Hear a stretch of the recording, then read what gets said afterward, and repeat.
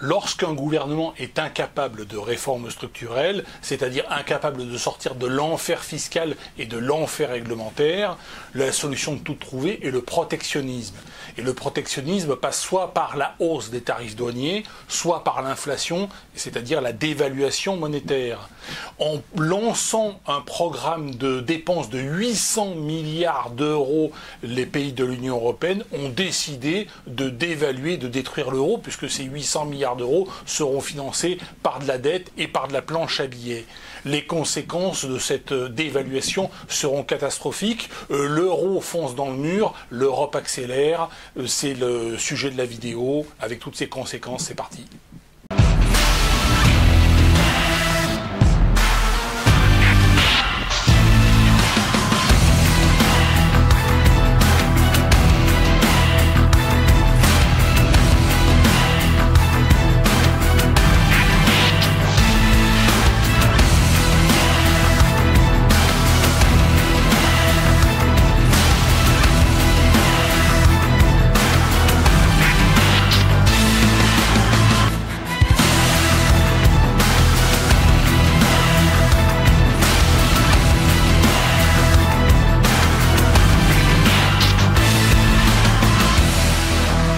Alors disons-le tout de suite, l'augmentation des tarifs douaniers est une stupidité.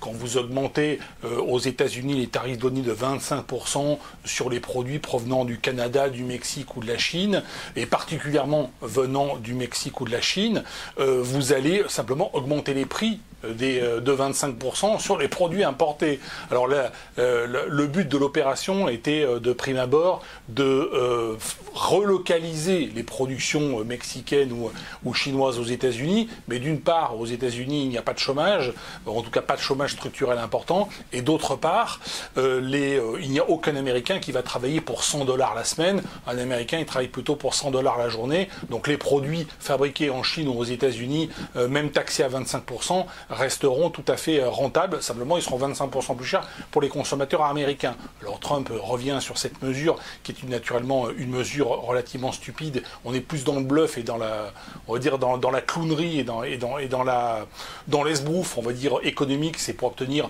un certain nombre d'avantages, notamment en termes d'achat de la part du Mexique, du Canada ou de la Chine de produits américains pour réduire le déficit commercial qui, je le rappelle, était de 718 milliards en 2024, 718 milliards de dollars de déficit commercial américain. L'autre solution, bien sûr, c'est faire tourner la planche à billets, c'est se lancer dans des dépenses tout à fait considérables. Alors l'Europe, on a eu le cas il y a quelques années avec le Covid, le quoi qu'il en coûte des dépenses du Covid. On a la transition écologique, le changement climatique, qui naturellement génère des dépenses tout à fait considérables. Et puis maintenant, on a la soi-disant menace russe en 2030. En 2030, les Russes vont déferler sur l'Europe, donc il faut qu'on dépense 800 milliards d'euros pour nous défendre de l'armée russe qui n'est même pas capable de conquérir le Donetsk et Lugansk. Enfin, Lugansk est pratiquement conquise, mais en tout cas Donetsk et le Donbass n'est même pas conquis après 3 ans de guerre et après 1 million de morts et de blessés graves. Je ne reviens pas sur le sujet. Donc tout ça, c'est un prétexte, hein, c'est totalement bidon. Le truc, c'est de dévaluer la monnaie. Hein. Le but, c'est de faire tourner la planche à billets. Alors pourquoi est-ce qu'on en arrive à cette situation? Eh bien parce que les États sont surendettés. La dette de la France, rien que pour la France, est de plus de 3300 milliards d'euros. Elle était de 60 milliards d'euros, l'équivalent en euros, en 1981. Donc vous voyez effectivement en 45 ans la progression qui a été celle de la dette de la France, et tous les pays d'Europe sont dans cette situation, la Belgique, l'Italie, l'Allemagne aussi, hein, quoi qu'on en dise, la dette a beaucoup augmenté. Donc le but de faire tourner la planche à billets et de dévaluer la monnaie, eh bien c'est de détruire à la fois l'épargne et les dettes, de relativiser l'importance de l'épargne et des dettes, et ça tombe bien parce que l'État n'a pas d'épargne et a beaucoup de dettes. Voilà.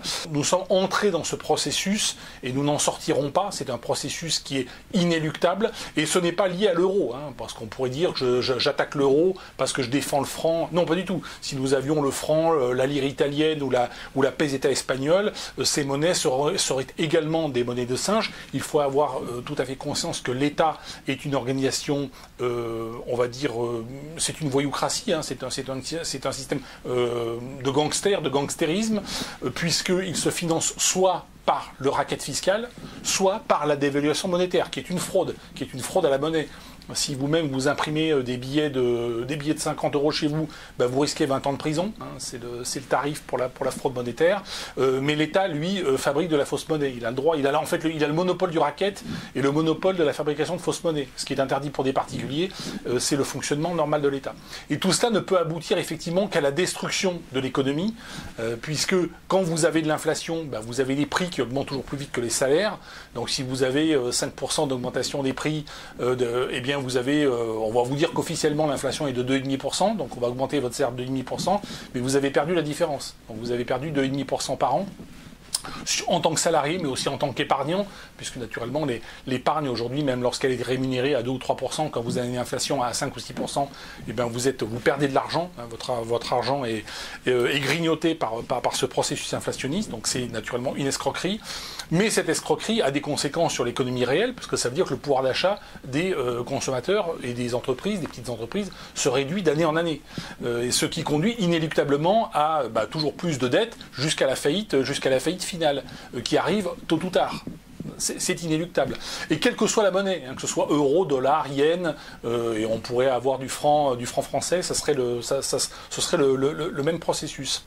Les seuls survivants de cette dévaluation monétaire seront ceux qui posséderont de l'or, des mines d'or, parce que ce sont des actions sur les mines d'or ou du bitcoin, hein, puisque ce sont des actifs qui ne sont pas contrôlés par l'État. Alors l'État peut vendre quelques tonnes d'or pour faire baisser les cours à court terme, mais fondamentalement la quantité d'or est en quantité limitée sur Terre, donc les 0,1% de la population qui s'en sortira lorsque l'hyperinflation va se déclencher, eh bien ce seront les détenteurs d'or et de bitcoin, bien évidemment.